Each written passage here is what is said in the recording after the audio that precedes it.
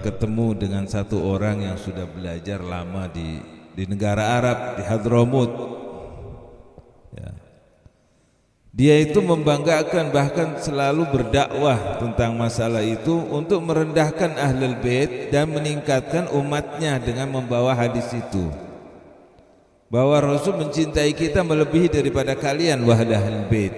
Ini semata-mata keluarnya dari hasad, ya, dari hasud. Orang yang hasud kepada Ahlul Bait akan tertulis di dahinya di mahsyar, ya isun min rahmatillah, putus asa, putus asa untuk mendapati rahmatnya Allah, karena Ahlul Baitnya itu adalah sebagian daripada kepribadian kehormatan beliau sallallahu alaihi wasallam. Jadi kaitannya dengan asyhadu an la ilaha illallah wa asyhadu anna Muhammadan Rasulullah sallallahu alaihi wasallam. Hadis-hadis banyak sekali tentang keutamaan Ahlul Bait. Dia buang begitu saja dan dia memuliakan umatnya dengan menjatuhkan Ahlul Bait. Ini adalah semata-mata pelecehan keluar dari seorang yang hasud. Ada kemungkinan dia bodoh juga, tidak mengetahui hal itu. Ini untuk kita waspada, jangan sampai nanti di akhirat bilang, Habib kenapa enggak ngasih tahu? Ana sudah ngasih tahu. Sudah ngasih tahu bahwa Ahlul Bait beliau sallallahu alaihi wasallam yang pertama masuk surga bersama Rasulullah sallallahu alaihi wasallam. Ana wa Ahlul Bait kahatin, dengan dua jarinya akan masuk surga, dan selanjutnya adalah para istri-istrinya. Otomatis istri yang bukan syarifah. Kalau syarifah sudah masuk ke Ahlul Bait. Yang ketiga adalah sahabatnya beliau sallallahu alaihi wasallam. Yang keempatnya al-muhibbin. Ini tartib ini tidak bisa diganggu gugat. Rasul sallallahu alaihi wasallam dan Ahlul Baitnya, dan yang ketiga adalah istri-istrinya, ya, yang bukan dari Ahlul Bait. Yang keempat adalah para sahabatnya. Jadi ini kaitannya dengan beliau sallallahu alaihi wasallam.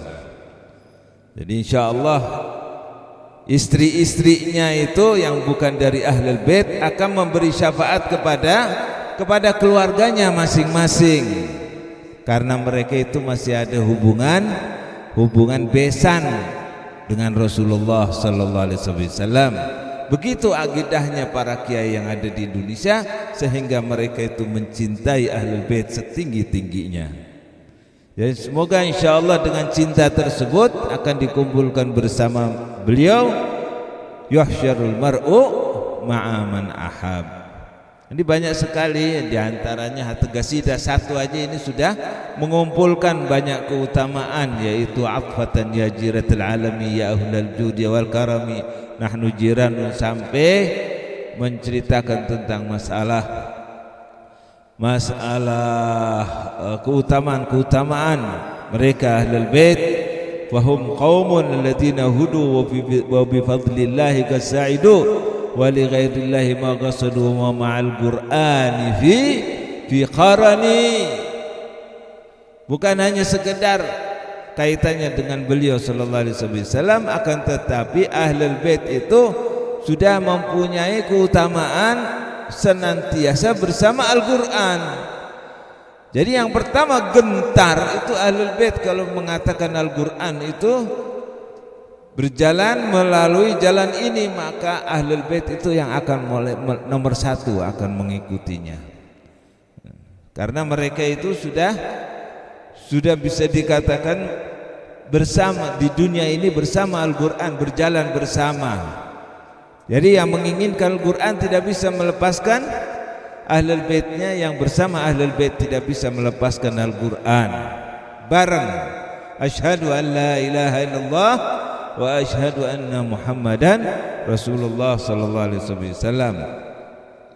Abi pernah bicara sebelum satu bulan mungkin, ya, tentang masalah keutamaan keagungan solat, bahwa solat itu adalah semata-mata menghadap kepada Allah Subhanahu wa taala, ya, dari mulai adzan sampai takbir, sampai membaca Al-Fatihah dan sampai salam, itu semata-mata kontak kepada Allah Subhanahu wa taala. Kalau seorang hamba salat, maka Allah Subhanahu wa taala akan memandangnya dengan penuh dengan belas kasih sayang.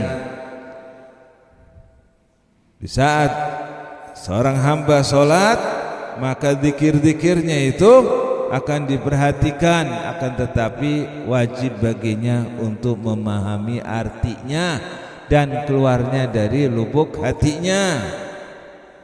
Makanya kita harus belajar. Yang kita ketahui bahwa di dalam salat penuh dengan zikir, wa dzikr laha jadibiyah yajdubuka min alam asy-syahadah ila alam al-ghuyub.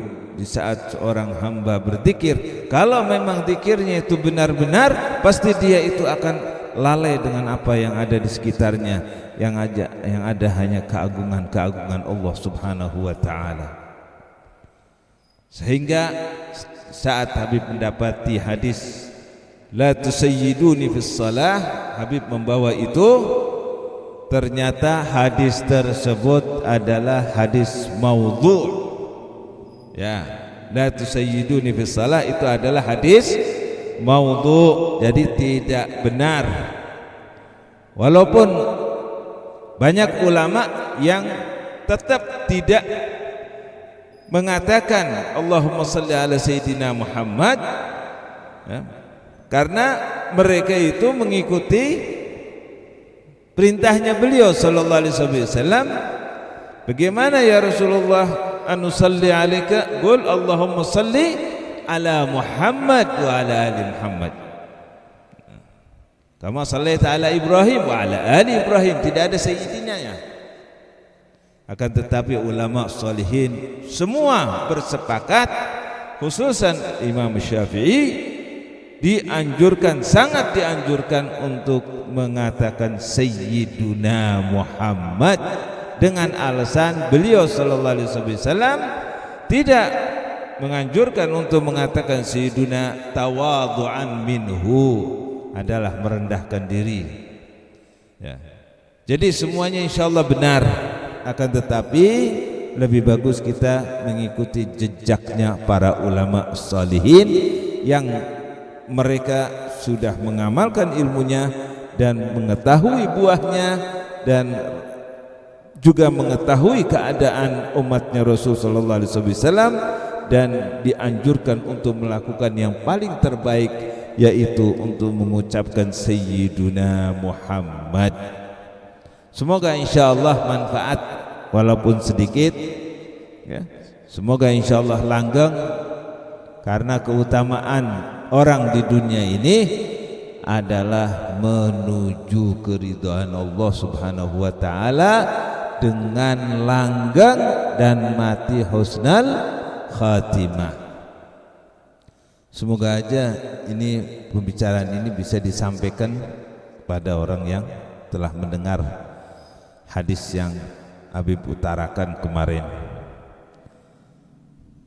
Jadi selama kita menginginkan untuk mendapati siratul mustaqim, ya, harus kita menghayati siratal ladzina an'amta alaihim. Jangan bohong kepada dirinya sendiri, condong kepada dunia, condong kepada kedudukan, condong kepada harta, tahta dan lain sebagainya. Akan tetapi dia di waktu salat menginginkan hidayah sebagaimana yang telah Allah berikan hidayah kepada para nabi, para rasul, para wali. Tidak ngetruk dengan amalannya, condongnya kepada dunia dan kedudukannya, mintanya minta akhirat, gak ngetruk. Ini orang yang bodoh atau munafik, tidak ada lain. Bodoh atau munafik. Harus kita mati-matian ihdinas siratal mustaqim, harus siratal ladzina an'amta alaihim ghairil maghdubi alaihim waladdallin. Jadi kita menginginkan hidayah sebagaimana Allah Subhanahu wa taala memberi hidayah kepada para nabi, para rasul, para wali, para salihin, yang mana surga itu hanya untuk mereka, selain mereka adalah orang-orang yang akan disiksa. Kalau yang disiksa itu masih ada imannya, maka dia akan disiksa dan terakhir akan masuk surga.